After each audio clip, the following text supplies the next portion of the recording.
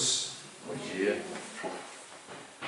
Eu tenho por hábito, quando faço uma exposição espírita, uma reflexão, uma análise de um tema doutrinário, de procurar sempre uma história na qual nós possamos ancorar o nosso raciocínio de maneira a fixar com mais facilidade o ensinamento que aquela lição nos traz, se ela for o motivo da exposição, ou que ela vai ajudar a trazer, colaborando com um exemplo que ajude a fixar, então, aquela análise. Para isso, nós escolhemos hoje uma história que foi narrada há mais de 20 anos atrás, de uma maneira notável, pelo espetacular, eu diria, o nosso médium,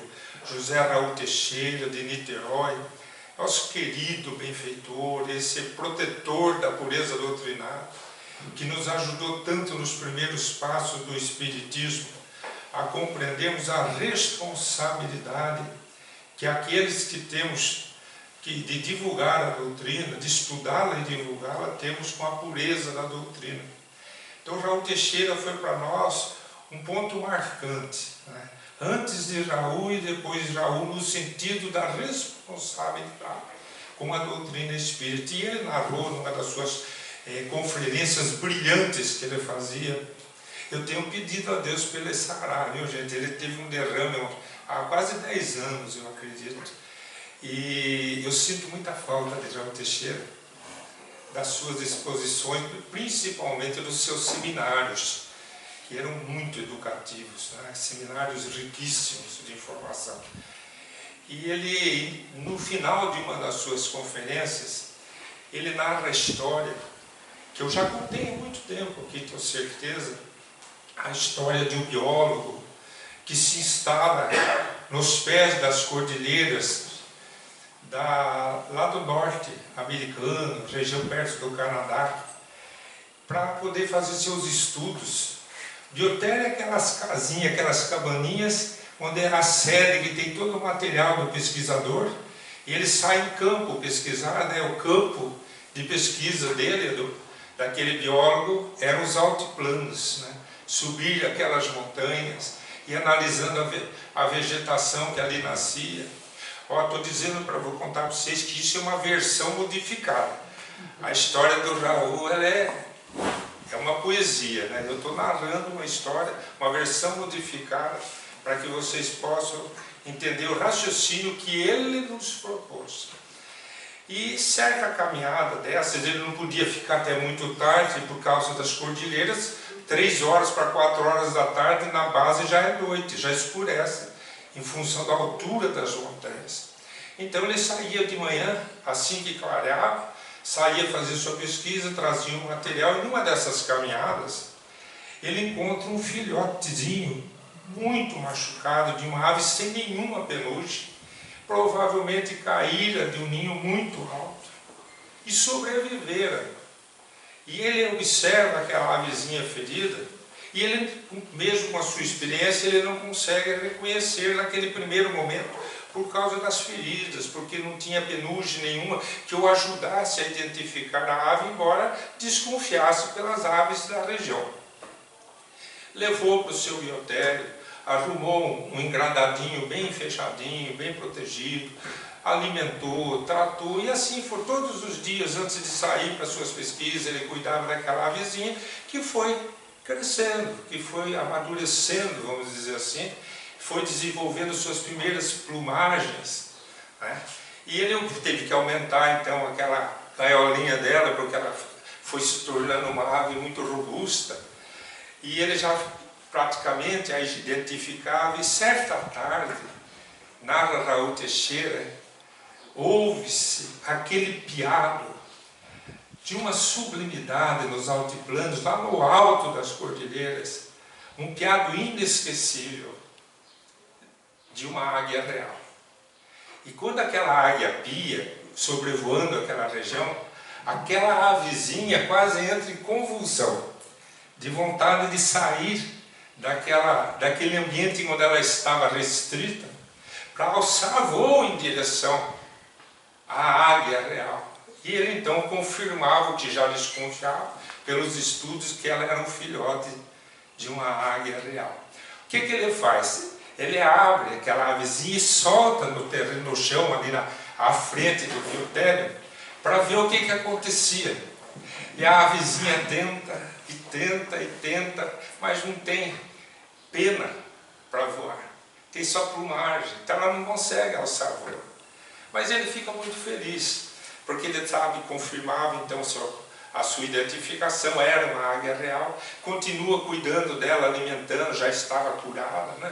Continua alimentando, ela vai crescendo, passam-se alguns meses, e de novo aquele evento surpreendente, daquela águia real sobrevoando aqueles altiplanos, emitindo aquele piado belíssimo, e a avezinha já pronta com as suas peninhas, ele traz ali fora, e ela começa a se embalar numa carreirinha pequena, e já começa a levantar voo, e procurar, numa espiral, ir alcançando aquela ave, que praticamente a evocava, a convocava, para viver na região para a qual foi criada por Deus.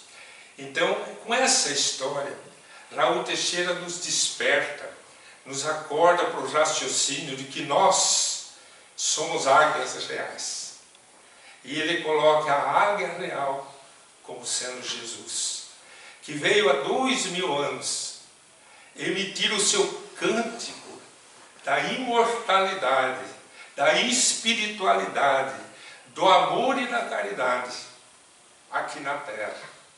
E que nós, que lá estávamos reencarnados, espíritos em plumagens de virtudes, com muitas imperfeições, muita ainda maldade pelo egoísmo, pelo excesso de orgulho, muita crueldade, envolvidos em crimes, em delitos atrozes, não conseguiríamos ouvir Jesus. Por isso Jesus narra numa de suas parábolas, parábola do semeador, que a maioria dos terrenos onde ele lançaria naquela época a semente do seu evangelho, não encontraria solo fértil. Já teria muitas dificuldades, ou seria um solo de um caminho que seria pisoteado, ou teria espinheiros para sufocar. Sempre a imaturidade do solo, do coração e da mente humana. Então é a avezinha que a Raul Teixeira fala. Mas 1857 anos depois, Jesus torna a terra emitir o seu cântico da imortalidade que prometera na última ceia com os seus apóstolos. É necessário que eu vá para que eu envie outro Consolador. Ele vos fará lembrar tudo que eu vos tenho dito e outras coisas que hoje eu não sou capaz de dizer para vocês, não estão capazes de compreender. Então é o cântico da imortalidade que vem de novo Jesus trazer à terra, esperando nos encontrar, nos libertando dos débitos de ontem. Por isso Jesus traz uma mensagem que pouca gente compreende, a da cruz. Por que Jesus vem se permitir ser crucificado? Porque ele vem encontrar suas ovelhas perdidas, endividadas, diante das leis de Deus, se redimindo, e não há redenção sem sofrimento. Então o encontro, esse segundo encontro de Jesus, e já o primeiro, a proposta era que cada um quitasse seus débitos com as épocas de sombras, para que acendesse a luz do próprio Espírito.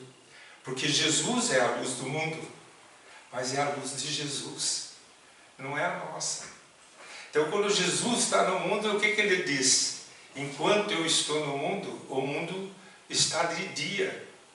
Quando eu partir, tudo será noite, porque eu sou a luz do mundo. Então quando Jesus traz a luz dos espíritos puros para a terra, ele ilumina o mundo, mostrando o que é a águia real. Quer dizer, para onde o espírito que foi criado por Deus, simples e ignorante, tem que caminhar.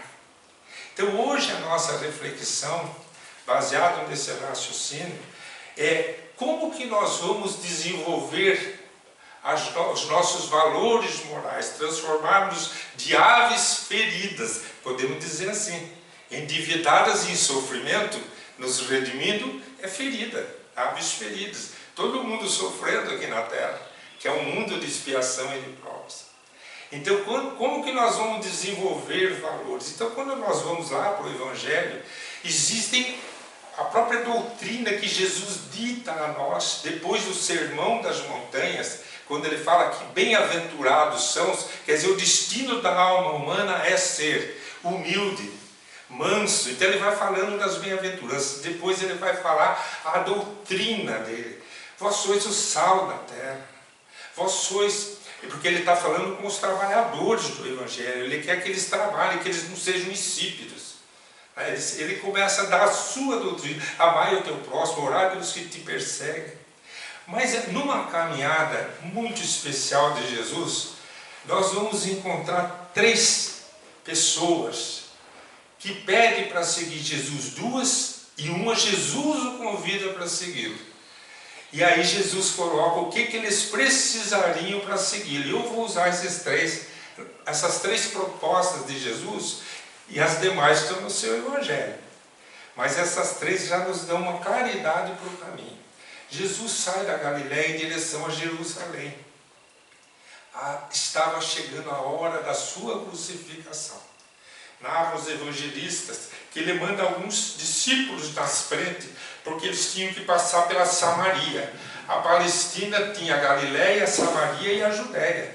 Para chegar na Judéia e Jerusalém, onde ia ser a culminância do seu apostolado, então ele tinha que sair da Galiléia e passar pela Samaria. E a Samaria sempre tratou as pessoas, os viajantes, com muito respeito e caridade, porque era da lei judaica que os samaritanos são judeus. Eles eram das 12 tribos que se separaram. Eles também tinham o hábito de receber os viajantes, de dar de comer, de recebê-los para pernoitar, para eles seguirem viagem, de fortalecê-los na caminhada. Só que os apóstolos, os discípulos de Jesus, é diferente apóstolo de discípulos, porque apóstolos eram os 12, discípulos é todos os demais que passaram a seguir Jesus. Os 500 da Galiléia, os 10.000, hoje a humanidade, quem quiser seguir Jesus, são discípulos, serão discípulos de Jesus. Então ele manda os discípulos que quando eles vão para a Galiléia, eles vão para a época das festas da Páscoa, lá em Jerusalém. Então eles vão vestidos para a festa da Páscoa. E isso foi para eles uma dificuldade, porque quando eles passam pela Samaria, eles vão pedir então pernoite para Jesus e seus apóstolos, não foram recebidos. Diz o evangelista, porque estavam vestidos como quem fosse para Jerusalém, como quem fosse para a festa dos judeus. Eles eram inimigos, os samaritanos e os judeus, não quiseram receber. Então eles não puderam ser recebidos. E Jesus foi caminhando aqueles 200 quilômetros, mais ou menos, de distância entre a Galiléia e Jerusalém. Há pessoas que calculam 140 quilômetros, mas depende do caminho por onde você vai. E Jesus sai no caminho, então aconteceu, isso aqui é o Evangelho de Lucas, e aconteceu que indo eles pelo caminho, lhe disse uma pessoa, Senhor, eu seguir-te-ei por onde quer que fores. Tem uma pessoa que está ali no meio, tentando acompanhar Jesus, que vê Jesus passando e já diz, Senhor, por onde o Senhor for, eu irei contigo. E Jesus responde, a raposa tem seus covis, as aves têm seus ninhos, o filho do homem, não tenho onde reclinar minha cabeça. O que Jesus está dizendo para aquela pessoa especificamente e que serve para milhares de nós? Se você quiser me seguir, você não pode ter apego às coisas da matéria. Tem que se despojar das coisas materiais. Olha que interessante. Então é a primeira reflexão para nós, a primeira análise. Então, para nós seguirmos com pureza no coração de Jesus, nós teríamos que fazer o que São Francisco fez: abraçar a pobreza absoluta. Então, Francisco de Assis, ele abraçou a irmã pobreza. Ele só se vestia de sacos, descartados nos lixos, e vivia do que lhes davam, por onde passava e pedia, mas não pedia só para si, pedia e levava para distribuir com os leprosos, com os carentes da região. O irmão Sol, o irmão Lua, nosso irmão de Assis, que era a luz de Assis, ele abraçou integralmente a proposta que Jesus fez para essa pessoa.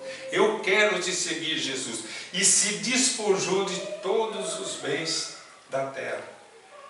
Aí a gente esvaziaria o recinto, né? Se a gente fosse fazer, olha, quem quiser se inscrever para seguir Jesus, então deixa o nome, que esvaziaria o recinto, porque como que a gente vai se libertar? Até porque nós já estamos cheios de compromissos com a vida física. Nós temos trabalho, nós temos renda, nós temos contas, nós temos dependentes, nós temos, quer dizer, como que eu vou largar tudo isso? Eu achei interessante uma vez, o seu Hugo, nosso paizinho de Cambé, ele pediu que eu apresentasse o Divaldo Pereira Franco, quando ele, numa das vezes que veio fazer palestra lá em Cambé, no Harmonia Tênis Clube, e por alguns minutos eu estive sentado ao lado do Divaldo, eu aqui à esquerda, o Divaldo aqui à direita, eu sentado ao lado dele, sem ter fila, sem ter ninguém conversando com o Divaldo, e o Divaldo, espontaneamente, com certeza ele não vai se lembrar, porque para mim foi marcante. Ele tocou no meu braço e disse assim, sabe, Zé Antônio, há alguns anos atrás eu recebi uma mensagem psicografada pelo espírito de Humberto de Campos. E Humberto de Campos conta nessa mensagem que ele entrevistou Francisco de Assis, o espírito luminar, e perguntou para Francisco, paizinho Francisco, se o senhor voltasse à Terra hoje, o senhor pregaria de novo a pobreza absoluta? O senhor adotaria de novo a ideia da pobreza absoluta? E para a surpresa de Humberto de Campos, teria respondido o poverelho de Assis, o pobrezinho de Assis, hoje não. Hoje eu voltaria à Terra e usaria de todos os recursos lícitos que o mundo pudesse me oferecer para divulgar a mensagem de Jesus. Porém, eu não precisaria ser dono de absolutamente nada do que eu usasse, nem para morar, nem para comer, nem para nada. Se eu preciso de um microfone, alguém me empresta, eu não preciso comprar. Eu não preciso morar numa casa que seja minha para sentir que eu sou dono do mundo. Eu posso morar numa casa alugada perfeitamente, ser feliz e muito mais feliz que muita gente que é cheia de propriedade. Então, Francisco de Assis veio, segundo o Divaldo me conta ali naquela noite, vem pregar o despojamento. Nós podemos viver no mundo sem termos posses. É importante isso. O desapego, lógico que é importante, porque o que é o apego? As coisas materiais. A minha calça, a minha camisa, essa é minha, é o meu carro. Qual que é o problema disso? O problema disso é que a gente olha para o mundo como se só aqui fosse a existência. Como se só aqui nós pudéssemos construir felicidade que dificilmente alcançamos. Porque ela é muito relativa e muito passageira aqui na Terra. Então, o que a gente vai percebendo? Que quanto mais a gente se apega às coisas do mundo físico, menos espiritualizado, mais difícil será o nosso retorno ao mundo espiritual, que é a vida eterna. Ah, mas Allan Kardec nos disse que os espíritos superiores contaram, está nos livros das obras básicas, que a gente não fica direto no mundo espiritual, que a gente volta para a Terra. Volta para a Terra enquanto for necessário. Por isso que nós somos chamados de errantes, espíritos na erraticidade, quer dizer, ainda não nos purificamos. Enquanto for necessário, a gente reencarna. Mas não é na Terra só. em mundos melhores se a gente melhorar. Quanto mais a gente se desprender da materialidade, mais que a gente conquista o direito de viver em mundos menos materiais, de menos problemas de ordem material, inclusive o físico com menos problemas de doenças, porque são mundos menos materiais, são mais evoluídos materialmente falando. Então começa por ali. Só que Jesus está dizendo que seguir a Ele significa: eu quero trabalhar na tua seara, eu quero trabalhar na tua vida. Então, para você trabalhar, você tem que se desapegar. Isso Ele fala para esse primeiro. Então é a primeira receita que já serve para nós. Bom, eu tenho que começar a me desapegar, a olhar para as coisas que eu uso, agradecer a bênção do uso. Mas se pode ser útil para mim, pode ser útil para o outro.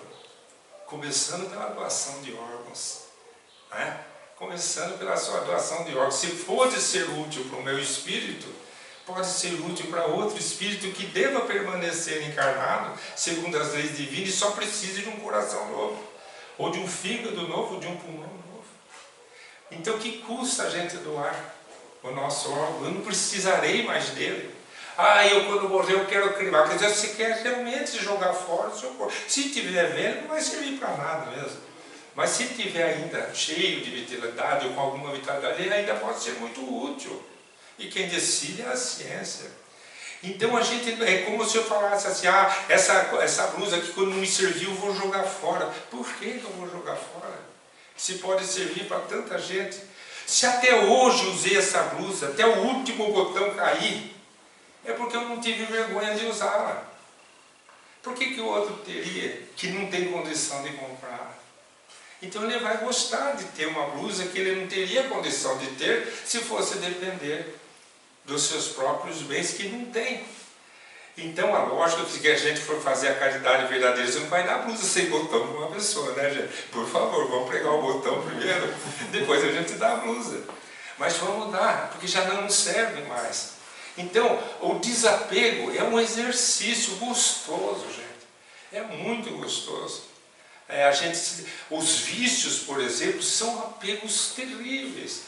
Quando as pessoas chegam no mundo espiritual, elas sofrem demais, porque estão extremamente vinculadas a um hábito do qual não conseguiram se libertar. Então nós temos que buscar nos curarmos aqui na Terra, já para voltarmos para lá livres dessas dependências das coisas do mundo, que a gente sempre necessitou, achando que fosse imprescindível, nunca foi. Então esse é o primeiro raciocínio. Nessa caminhada, indo para Jerusalém, para a Páscoa, para a sua crucificação, ele olha para uma pessoa do caminho e diz: siga-me. Ele, Jesus, é quem convoca. E a pessoa se mostra, de certa forma, olhando para o texto, dá a impressão que ela gostou do convite, porque ela disse que vai. Como é que eu sei? Porque ela disse assim: Senhor, deixa primeiro que eu vou enterrar o meu pai. O que ele está dizendo? Deixa primeiro que eu vou enterrar meu pai. Ele está dizendo que vai. Só que primeiro ele quer enterrar o pai. É importante, lógico que é, principalmente para os judeus. Porque os judeus é santificado o momento do enterro do pai. É aquela coisa patriarcal, né? Aquelas leis patriarcais. As leis judaicas são patriarcais. Desde Abraão, Isaac, Jacó são patriarcais. É de pai para filho, de pai para filho. Então, as leis que foram escritas por Moisés, elas contemplam o enterro do pai como algo muito importante para a escola judaica. Então, quando ele fala, deixa primeiro enterrar meu pai, ele está pedindo para Jesus permissão para cumprir um ato religioso, de extrema importância para a sua religião, que é a mesma, que seria a mesma de Jesus, não fosse Jesus estar trazendo os novos, o seu evangelho para a terra. Jesus não veio aqui para aprender o judaísmo, ele veio para ensinar a vida depois da morte, ou sobre o reino de Deus. Aliás, o que é o judaísmo, se não alguém que Jesus escolheu para ditar para Moisés os 10 mandamentos, para ditar as leis para Moisés, aqueles espíritos que se manifestavam, para aqueles profetas do caminho, escolhidos por Jesus. Então, na verdade, o judaísmo existia porque Jesus sempre existiu para a terra. Não que ele sempre existiu, ele foi criado simples também, mas porque para a terra ele sempre foi um espírito puro. Quando a terra surgiu, Jesus, um espírito puro, que ajudou, coordenou toda a formação da terra, segundo os espíritos que acompanham as obras básicas da doutrina, esses espíritos que hoje nos ajudam muito a entender as fenomenologias espirituais. Então esse segundo, ele pede a Jesus algo louvável. Deixe-me cumprir com algo que da terra muito importante. E o que Jesus responde? Deixe os mortos enterrarem os próprios mortos, e você vá anunciar o reino de Deus. Olha que Jesus é que está convidando, não foi aquela pessoa que pediu. Então é uma outra orientação. Eu falei que escolha 3. Essa é a segunda, que foi o próprio Cristo, é o próprio Cristo quem está dando. Ele está dizendo o que para essa pessoa? Deixe os mortos enterrar os próprios mortos. É difícil saber o que Jesus estaria querendo dizer, mas nós podemos interpretar dentro do que nós estudamos como uma reflexão particular própria nossa. Podemos pensar assim: a espiritualidade recolhe o espírito que está desencarnando, eles cuidam disso. Mas na verdade tem que ter o ato do enterro do lado de cá. Então quem seriam esses mortos? Os que não estão preocupados com o reino dos céus. Então nós podemos interpretar de várias maneiras esse raciocínio nosso que Jesus está propondo. Deixe os mortos enterrarem os próprios mortos. Mas ele dá uma tarefa para a pessoa. Mas vai anunciar o reino de Deus, porque chegou. É o advento do Cristo na terra, é o advento do reino de Deus. Jesus veio trazer para o mundo a vida do mundo espiritual. Ele só veio falar de Deus, do amor de Deus e do reino de Deus, para que a gente esqueça de achar que só a terra é vida. Que é aqui que nós temos que concentrar os nossos desejos. Que é aqui que nós temos que concentrar todas as nossas expectativas de felicidade. Tanto que Jesus era cercado por várias tribos diferentes, raças diferentes, crenças diferentes dentro do judaísmo. Eram os saduceus, eram os fariseus, eram os levitas, eram os escribas. E tinham, os saduceus não acreditavam na vida depois da morte.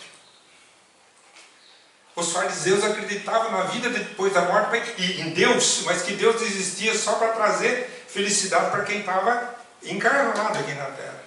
Eles não sabiam absolutamente nada da vida espiritual. Quando Jesus vem ao mundo, ele vem falar da importância de nós procurarmos o reino de Deus, como se fosse um verdadeiro tesouro. O reino de Deus equivale a uma mulher que perdeu uma moeda que caiu no vão no chão da sua casa. Ela é um tesouro para ela. E que quando ela encontra aquele tesouro, aquela moeda, ela chama as amigas vizinhas para comemorar porque encontrou um tesouro que estava perdido. Jesus fala do reino de Deus como uma coisa mais importante para nós que vivemos na terra. Agora vamos voltar à Palestina, 2000 anos atrás, e pensar assim: que nós estejamos sentados olhando para Jesus aqui na montanha, falando isso para nós. E nós estamos reagindo como estamos reagindo agora aqui. Cadê aquelas pessoas? Desencarnaram todas, tiveram que ir lá para o mundo espiritual, conhecer a realidade do espírito que eles desconheciam. E aí que eles foram perceber que Jesus tinha razão, porque não encontraram o reino de Deus, encontraram os umbrais das atmosferas terrenas, as trevas da inferioridade humana em torno da terra. Então, quer dizer, precisa desencarnar para acordar para a realidade espiritual, voltar para o mundo e errar tudo de novo. E é o que nós fazemos. A gente fica recapitulando tendências negativas e caindo em erros de novo, tendendo a cometer os mesmos erros na mesma vida, né? E com isso nós vamos retardando o nosso encontro com o reino de Deus. Jesus está chamando aquele indivíduo porque provavelmente, ele está olhando para aquele espírito, ele sabe quem que é. E sabe que ele tem condições de falar do mundo espiritual, de pregar o seu evangelho. Então deixa que os mortos cuidem dos mortos e vai anunciar o reino de Deus. Então vamos atrás. Queremos seguir Jesus? Queremos ser a águia real? Queremos ir aonde está a águia real? Vamos seguir Jesus? Então vamos nos preocupar com o mundo espiritual, com a continuidade da vida e ver o que nós estamos fazendo para adentrarmos no mundo espiritual. O que nós estamos construindo de tesouro para nós, para adentrarmos no mundo espiritual. Do que nós estamos nos despojando de negativo, nos libertando. De quais grilhões, algemas nós estamos nos libertando, para podermos merecer acordar na espiritualidade em paz. Então nós temos que carregar nossa cruz. Terceiro, pessoa que procura ali naquela caminhadinha, um atrás do outro. A gente está na mesma, tem 5 versículos. No Lucas 9, de 57 a 62, estão os 3. Um diz que segue Jesus, o outro Jesus convida, e o terceiro diz assim: Senhor, eu te seguirei, mas deixa-me despedir primeiro dos que estão em minha casa. Esse não tinha nem compromisso com o enterro do pai. Esse só queria voltar para casa, fazer um churrasco talvez. O que é isso? É não se desapegar dos hábitos, na verdade. É querer voltar, deixa eu voltar lá para a minha vida. Na verdade ele quer voltar para a vida dele, antes de se entregar ao sacrifício de servir Jesus.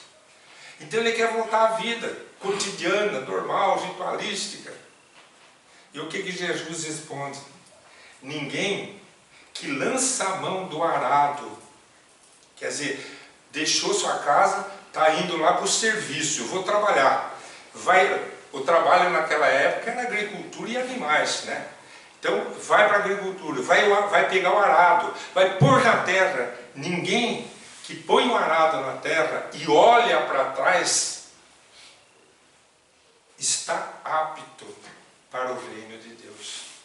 Quer dizer, se você não tem condição de entrar no serviço e se entregar para o serviço, você não está pronto. Então você vai lá ficar com a sua família, vai ficar se despedindo lá. Serve para nós. Por quê? Porque é isso que acontece aos religiosos de uma semana. O que é religioso de uma semana? Ah, eu vou na casa espírita, vou na igreja, vou no templo, vou no casa mormon, uma vez por semana. O resto tudo é dentro de casa com os meus, como para quê? Sem nos preocuparmos em estar em serviço. Ah, mas eu não sou sacerdote. Ah, mas eu não sou tribuno espírita. Ah, mas eu não vim com tanto débito que nem você que tem que ficar falando para os outros. O problema é seu, você está pagando suas contas. Eu não tenho tanta conta que nem a sua. Então a gente faz o serviço de Jesus, o arado, não é dentro do templo, é fora do templo. Aqui é o lugar para a gente só tomar fôlego. Aqui é o lugar para a gente ouvir as mensagens e não confundi-las. Por isso que no começo a gente falou em pureza doutrinária, para a gente não contaminar a verdade. Por que Jesus contou as histórias do ensinamento em parábolas? Para que não fosse contaminada. Não tem como se estragar uma parábola. Você pode não saber interpretar, mas não tem como se confundir aquela história. Eu sempre comento com as pessoas, as parábolas são algo tão bem estruturados com o ensinamento que você pode transformar em fábula. Em vez de você falar um pai tinha 2 filhos, você pode falar um leão tinha 2 leãozinhos. E a história vai ser a mesma, você não consegue contaminar. Vai ter os 2 filhos, o mais novo, o mais velho, vai ser do mesmo jeito. A história não tem como ser contaminada. Então a gente vem ao templo religioso para buscar o conforto dos espíritos superiores, mas eles poderiam ir na nossa casa, se nós estivéssemos em trabalho. Ah, mas dá para trabalhar em casa? Nossa, gente, é o lugar que a gente mais fica. É o lugar onde mais nós temos problemas. É onde mais Nós nos reunimos em espíritos para resolvermos os problemas de ontem. É dentro de casa. Então, dentro de casa a gente tem que trabalhar. Ah, mas como é que eu vou trabalhar dentro de casa? A oração não é um hábito para dentro do lar? Né? A caridade no relacionamento com os nossos próximos não é uma proposta para dentro do lar? Ah, mas eu não me dou. Por isso mesmo. É ali que tem que estar o arado nosso, tem que estar no chão. Trabalhando a terra, sulcando a terra. Então, com esse raciocínio, são 3 propostas de Jesus. Uma para cada pessoa diferente, né? O despojamento, o desprendimento, pregar a vida eterna, quer dizer, nos preocuparmos com a imortalidade, com o nosso destino, porque nós somos imortais. E o terceiro é nos desvincularmos dos hábitos materialistas e começarmos a nos aproximar dos hábitos espirituais. Como se nutre o espírito? Ah, eu vou ficar rezando o dia inteiro? Não, você vai ficar praticando. A oração é só para criar sintonia e ganhar forças para praticar. Tudo o que está na palavra caridade, que está no maior mandamento do Velho Testamento. Amai a Deus sobre todas as coisas e o teu próximo como a ti mesmo. E aí a gente viu um outro, para ir encerrando o nosso raciocínio, eu separei uma outra história que eu gosto muito. Por quê? Porque Jesus faz um outro convite, mas aí ele não fala para esse, para aquele e para aquele, que serve para nós. Ele fala para nós. Ele diz assim: se alguém de nós quiser vir após mim, negue-se a si mesmo, tome a sua cruz a cada dia e me siga. Isso é Jesus. Então agora a proposta é para nós, não é para aqueles 3, é para nós todos. Mas aquela proposta dos 3 serve para nós. Se alguém quiser vir após mim, quer dizer, ir de encontro a Deus. Jesus é o caminho, é a verdade, é a vida. Ninguém vai ao Pai senão por Ele. Ele disse. Então, se nós queremos ir, nós vamos ter que ouvir isso aqui. Negue-se a si mesmo. O que é negar-se a si mesmo? Se nós dermos uma folha de papel em branco para cada um aqui escrever o que para você significa negar a si mesmo, cada um vai escrever do seu jeito alguma coisa que vai significar o que seria eu negar a mim mesmo. Dizer que eu não existo, só se eu tiver muito de mal com a vida. O que é negar a mim mesmo? É negar as minhas buscas insanas, ou as minhas paixões desvairadas, e procurar o caminho do bem. Procurar o caminho que Jesus está propondo. Isso seria para mim o negar a si mesmo. Quer dizer, negar a mim mesmo é não ir atrás dos meus sonhos, mas das propostas superiores. Isso seria para mim, nas minhas palavras, resumidas, a minha visão do que seria negar a mim mesmo. Vocês vão para casa, pegam papel, escrevam e guardem lá. Negar a mim mesmo seria o quê? Então essa seria a minha. Deixar os meus desejos de ontem para trás e seguir os desejos, enfim, de Jesus por nós. Então, aí vem o quê? Aí vem a segunda parte dessa frase. Tome cada um a sua cruz. Aí é que é o problema. Carregar a cruz é o que a gente mais pede em prece, a gente não aguenta mais. A gente está sempre pedindo para Deus: Deus, afastai de mim esse problema, Deus, livrai-me desse mal, Deus, mas todas as religiões estão gritando nas televisões para Deus livrar a gente do mal. E o mal está ali do lado da gente, né? Aquela doença, aquela dificuldade, aquele parente de problema, está ali a dificuldade financeira, está ali todo dia na nossa porta batendo, e a gente pedindo para Deus afastar.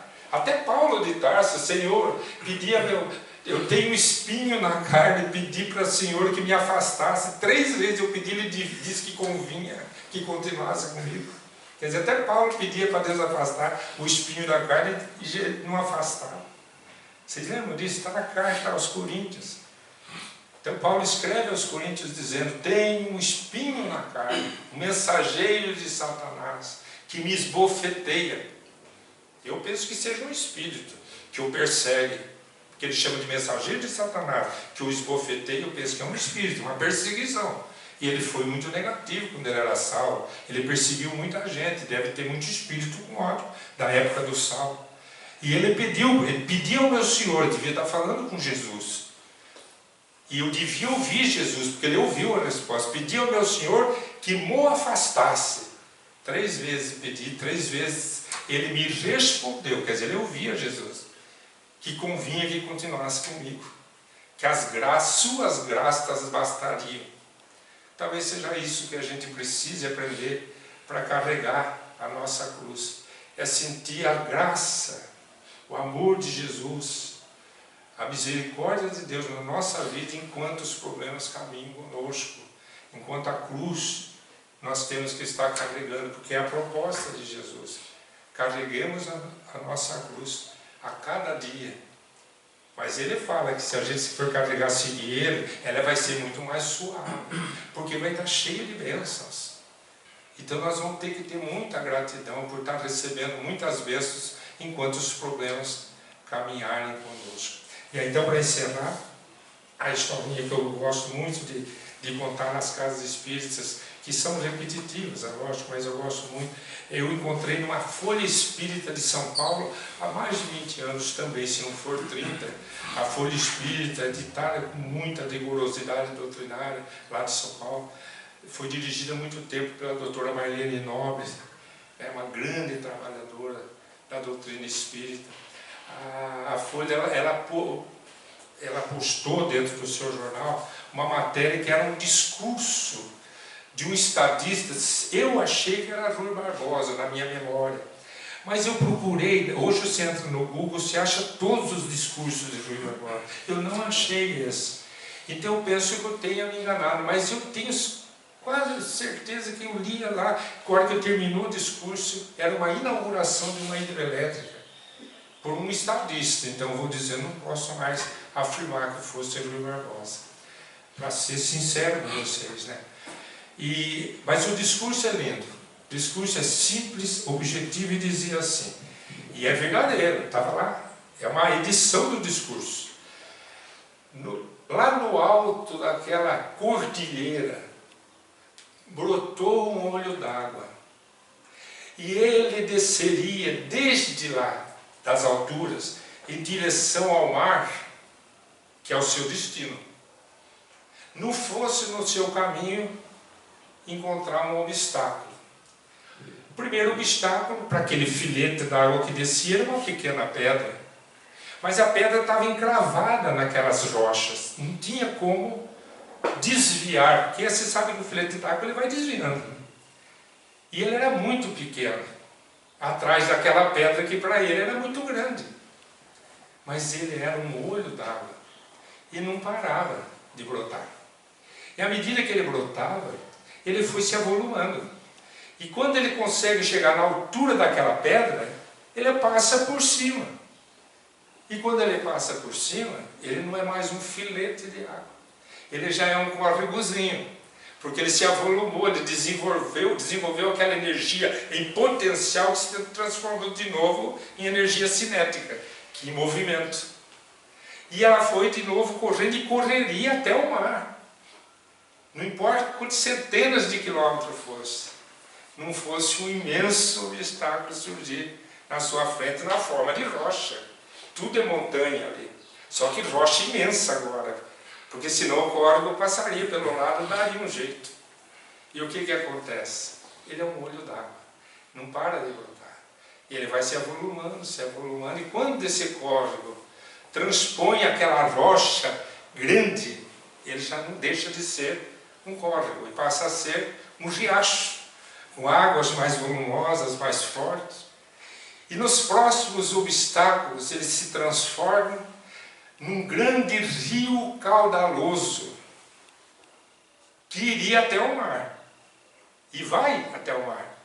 Mas esse iria, porque segundo o estadista, o homem percebeu que à medida que o obstáculo surgia diante daquele filete de água, daquele córrego, ele ia se fortalecendo se transformando em algo com muito mais energia, muito mais potente. O que o homem fez? Vamos construir um obstáculo. E construiu a barragem. E colocou aquela imensa barragem diante daquele rio caudaloso e estancou aquela força de água que ficou de novo parada com a sua potencialidade energética atrás daquela barragem. E aí o estadista foi lá inaugurar aquela hidrelétrica, fazendo o quê? Então agora nós vamos dizer para esse obstáculo, para essa barragem, daquele filete de água, você é um olho d'água, você não para de pulsar, você não para de crescer, você não para de se avolumar. Por isso nós pusemos esse obstáculo, para que você acenda as nossas luzes e abre a barragem, abre os comportes e acende as luzes daquelas 2, 3, 4 cidades adjacentes. Então esse discurso me marcou muito, porque eu senti naquele discurso que não foi a intenção daquele sadista, daquela pessoa que fez aquela explanação, mas eu senti aquilo como se fosse a criação de Deus, do Espírito. Aquela avezinha no olho d'água, diante do primeiro obstáculo. Aquela avezinha que caiu lá de cima, machucadinha, cheia, sem penas e nem plumagem. É o filete d'água, né? Em busca, queria, de obstáculo em obstáculo, da sua verdadeira natureza, que é ser a águia real. Muito obrigado.